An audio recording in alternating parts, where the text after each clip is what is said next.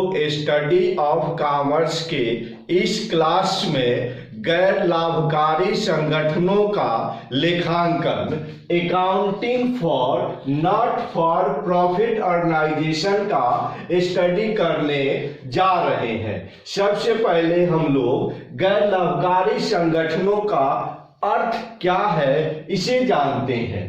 गैर लाभकारी संगठनों का अर्थ वे संस्थाएं गैर व्यापारिक संस्थाएं हैं जिनकी स्थापना अपने सदस्यों या समाज को कोई निश्चित सामाजिक सेवा, सांस्कृतिक, मनोरंजन, धार्मिक, शैक्षणिक, चिकित्सकीय तथा विधिक सेवा देने हेतु लाभ कमाने के उद्देश्य से नहीं की जाती है।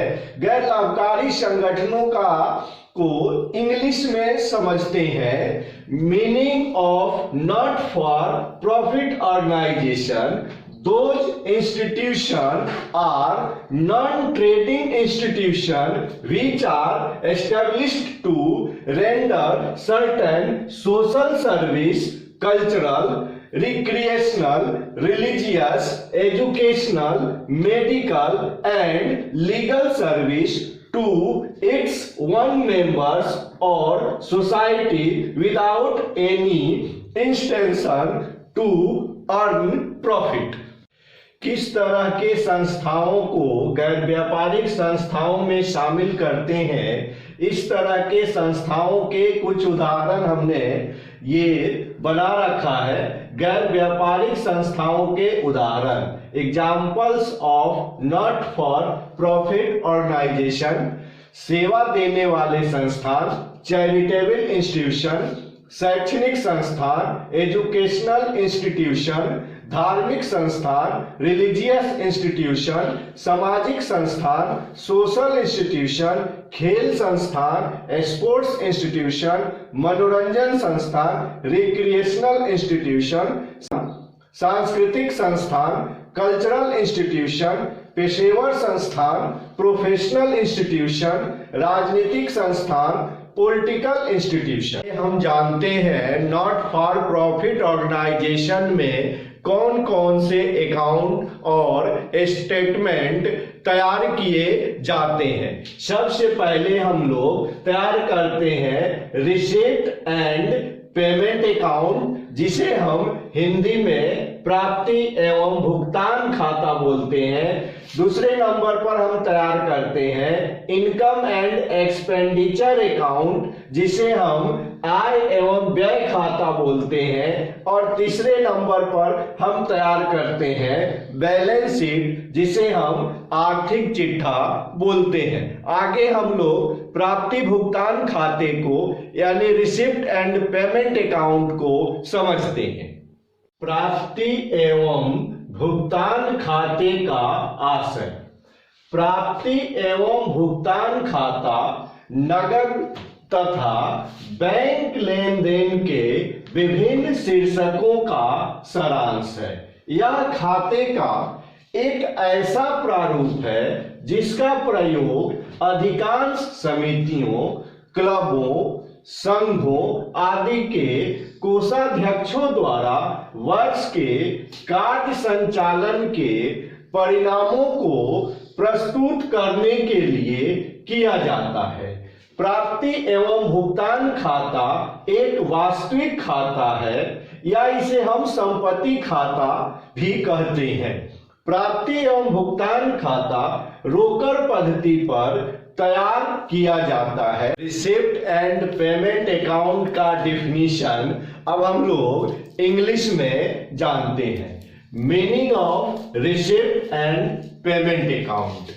A receipt and payment account is a summary of cash and bank transaction under various heads. It is the form of account most commonly adopted by the treasurers of societies, clubs, associations when preparing the result of the year's working.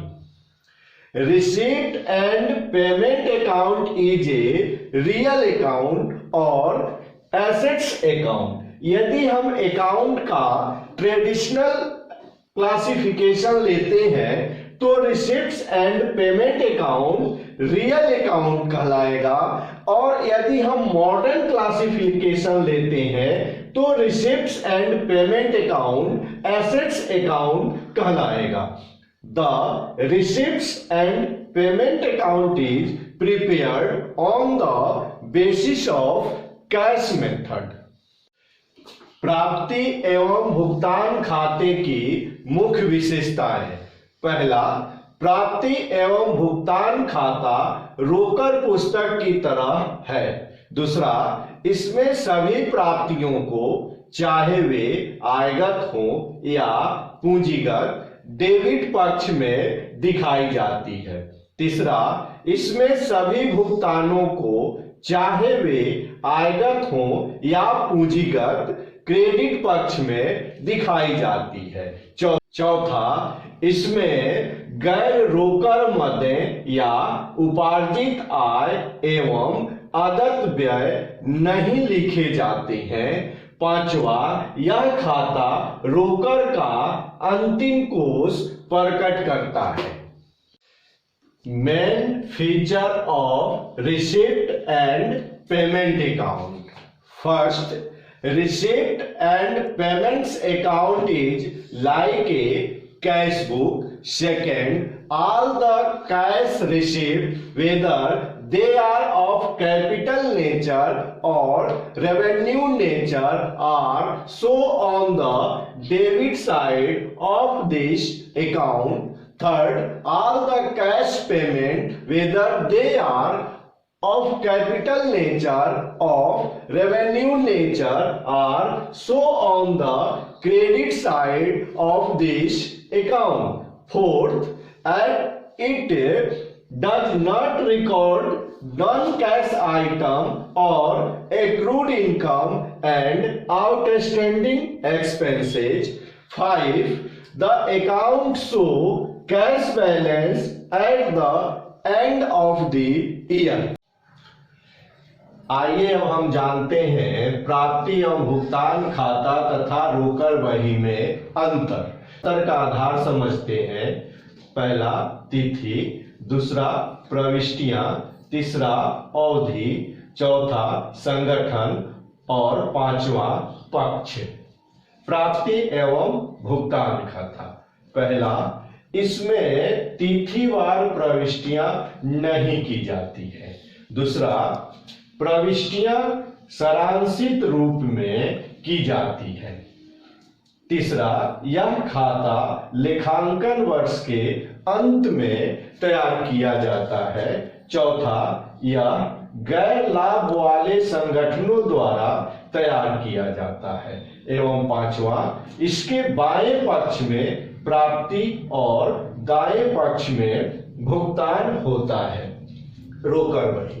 पहला, इसमें सभी प्रविष्टियां तिथिवार की जाती है।